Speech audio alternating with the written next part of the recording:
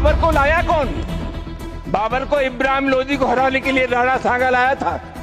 तो मुसलमान तो बाबर की औलाद है और तुम गद्दार राणा सांगा की औलाद हो, ये हिंदुस्तान में तय हो जाना चाहिए। अगर बाबर की तो आलोचना करते हैं, राणा सांगा की आलोचना नहीं करते। उनको लज्जा नहीं है कि एक इस पद पे मतलब एक सांसद होकर और अमर्यादित भाषा का प्रयोग करना ये बहुत ही निंदनीय है। उनको तो पार्टी से निकाल देना चाहिए। रामजी लाल सुमन हो चाहे अखिलेश जी हो, अपनी बातों को वापस लें, नहीं तो हम लोग रोड से लेके संसद तक प्रयास ये करेंगे कि हम लोग धरना प्रदर्शन दें। हम लोग बहुत उस बयान से आहत हैं। उनके खिलाफ हम लोग सड़क से लेकर और कानूनी तौर पर संसद तक और कानूनी तौर पर हम लोग ज्ञापन देने जा रहे हैं। एक तो बीजेपी के लोगों का तकिया कलाम हो गया है सभापति महोदय कि मुसलमान इनमें बाबर का डीएनए है। उप सभापति महोदय मैं जानना चाहूंगा कि बाबर का डीएनए मुसलमान में है। हिंदुस्तान का मुसलमान तो बाबर को अपना आदर्श मानता नहीं है, वो तो मोहम्मद साहब को अपना आदर्श मानता है, सूफी संतों की परंपरा को अपना आदर्श मानता है। लेकिन सभापति महोदय मैं जानना चाहूंगा कि बाबर को लाया कौन? बाबर को इब्राहिम लोदी को हराने के लिए राणा सांगा लाया था। तो मुसलमान तो बाबर की औलाद है और तुम गद्दार राणा सांगा की औलाद हो, ये हिंदुस्तान में तय हो जाना चाहिए। अगर बाबर की तो आलोचना करते हैं, राणा सांगा की आलोचना नहीं करते। सभापति महोदय ये बहुत सभापति महोदय ये देश की एकता आप अनुभवी आदमी है, बातचीत में संसदीय मर्यादाओं का ध्यान रखें। इतिहास राणा सांगा के किरदार को किस तरीके से याद करता है। अपने जिस्म पर 80 जख्म लेकर मुगलों से लोहा लेने वाले राणा सांगा क्या गद्दार थे? ये बात इसलिए उठी है क्योंकि समाजवादी पार्टी के एक नेता राज्यसभा सांसद हैं, उन्होंने एक बहुत विवादित बयान दिया है। उन्होंने राणा सांगा को गद्दार कहा है और इसे लेकर अब गाजियाबाद से गाजीपुर तक जो क्षत्रिय समाज है वो सड़कों पर आकर कहीं न कहीं आंदोलन की बात कह रहा है। उसका ये कहना है कि अगर राज्यसभा सांसद अपने बयान को वापस नहीं लेते हैं तो जो उनका आंदोलन है वो और तेज होगा। हमारे साथ क्षत्रिय समाज के कुछ लोग हैं, हम उनसे भी बात करेंगे। आलोक जी हैं, करणी सेना के जिलाध्यक्ष हैं। और आलोक जी, जिस तरीके से समाजवादी पार्टी के जो सांसद हैं उनका ये बयान है कि राणा सांगा गद्दार है, इतिहास उनके किरदार को किस तरीके से देखता है और आप लोग का क्या मानना है? सर्वप्रथम तो ये कहना चाहेंगे कि आज ये लोकतंत्र में कोई भी संविधान में कानून एक होना चाहिए जो कि कोई भी प्रतिनिधि, देश के जो प्रतिनिधि हैं उनको क्या बोलना चाहिए, किसके प्रति क्या शब्दों का प्रयोग करना चाहिए। उनको लज्जा नहीं है कि एक इस पद पे मतलब एक सांसद होकर और अमर्यादित भाषा का प्रयोग करना ये बहुत ही निंदनीय है।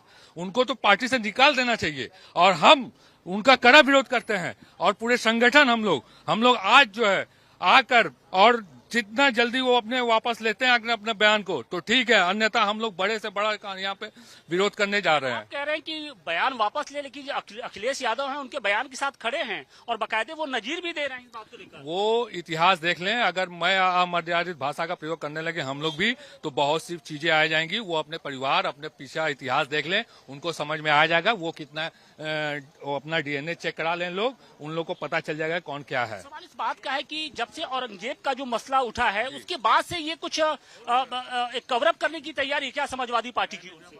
अब उनकी क्या मंशा है वो जानते हैं, लेकिन ये बताइए कि औरंगजेब, वो बाबर हो, जो भी आए थे, क्या ये देश में क्या करने आए थे? उनका देश था यहाँ पे, किस लिए आए थे? मैं ये सबसे पूछना चाहता हूँ, यहाँ पे हमारे भारत में वो क्या करने आए थे? समाज सेवा करने आए थे?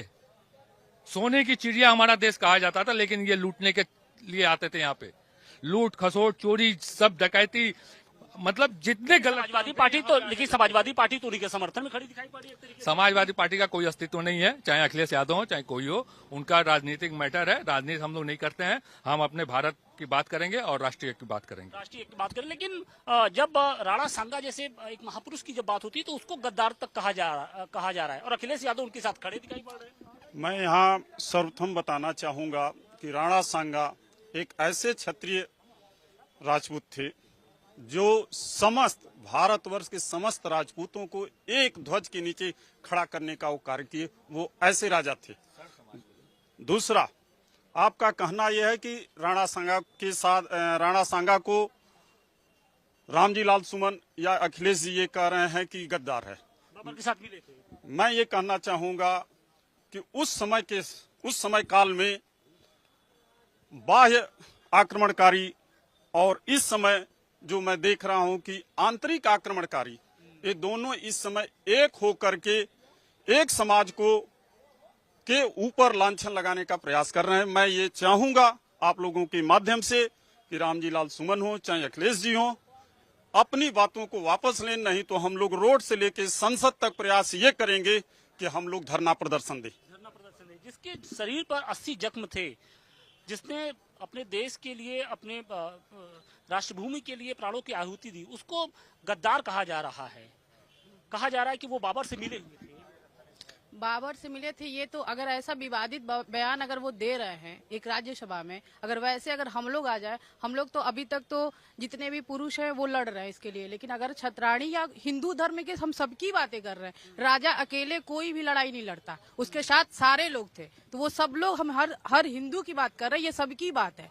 और जो हम RL सुमन के जो विवादित बयान है, अगर उस बयान पे कहा जाए तो एक बात कही जाती है, हो सकता है उनको बुरा लगे कि जब घर में कोई बोल नहीं पाता तो बाहर बोलता है उस चीजों को, ठीक है, तो हो सकता है उनको अपने पौरुष पे, अपने बच्चों पे, अपने बीवी पे उनको शक हो, इसलिए वो किसी और के पूर्वज को गद्दार कह रहे हैं। गद्दार कह रहे हैं, लेकिन जिस तरीके से उन्होंने ये बयान दिया है, क्षत्रिय समाज बहुत मर्माहत दिख रहा है। जी बिल्कुल, हम लोग बहुत उस बयान से आहत हैं और उनके खिलाफ हम लोग सड़क से लेकर और कानूनी तौर पर संसद तक और कानूनी तौर पर हम लोग ज्ञापन देने जा रहे हैं। अगर कोई कार्रवाई नहीं हुई तो हम लोग सड़क पे भी उतरेंगे। सड़क पर भी उतरेंगे, लेकिन बतौर जब राणा संगा के किरदार को आप देखते हैं, राणा प्रताप हो, राणा सांगा हो, इन्होंने किस तरीके से मुगलों से लोहा लिया था, इसको लेकर कोई दो राय नहीं हो सकता। लेकिन ये बात समाजवादी पार्टी को क्यों नहीं समझ में आती? समाजवादी पार्टी अपने आप पे कुल्हाड़ी मार रही है, और सबसे बड़ी चीज तो ये मैं कहना चाहूंगा कि समाजवादी पार्टी के मुखिया स्वर्गीय मुलायम सिंह यादव, पहले उनका प्रमाण पत्र ये लोग ला करके देते कोई यादव है कि छत्री है, क्योंकि यादव और सिंह ये दोनों अलग अलग जातियां हैं, तो वो सिंह और यादव कैसे हो सकते हैं? पहले वो अपने बाप का प्रमाण पत्र दे, बाकी तब हमारे इतिहास के बारे में जाने और बताएं। हमारे इतिहास के बारे में राजपूतों से ज्यादा और ये पूरे भारतवर्ष से ज्यादा कोई जानने वाला नहीं है। हालांकि ये हमारी एक बहुत बड़ा, हम लोग नीचे गिर आए गए हैं कि हम लोग जो है कि हमारे इतिहास को, कभी महाराणा प्रताप के इतिहास को बताया नहीं गया, कभी राणा सांगा के इतिहास को बताया नहीं गया, राजनीतिक मुद्दा बना के कभी हुमायूं, कभी बाबर, कभी अकबर, इनका हमको पढ़ाया गया। लेकिन जिस तरीके से राणा संगा को लेकर ये बयान दिया गया, आप लोग क्या उससे इत्तेफाक रखते हैं? ऐसा है, जिसका कोई इतिहास न हो, अखिलेश हो, मुलायम हो, इसका कोई इतिहास नहीं है, तो दूसरे को तो गिराएगा ही। ये अपने बाप से परदादा से इतिहास देखें, कौन क्या जानता है उनके विषय में। एक प्राइमरी का टीचर होकर लुटेरा बन के मतलब अरबपति करोड़पति हो गया, वो दूसरे के विषय में क्या इतिहास बताएगा? इस बात का है कि जिन्होंने देश के लिए अपने प्राणों की आहुति दी, उनके बारे में इस तरीके से गद्दार कहना।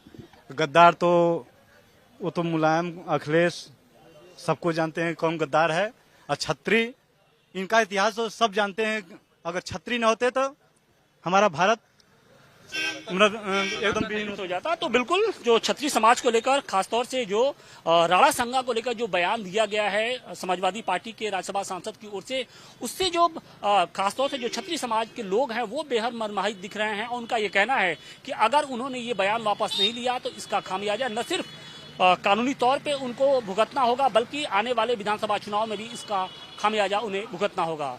वाराणसी से केस के साथ आशुतोष सिंह, टाइम्स नव भारत।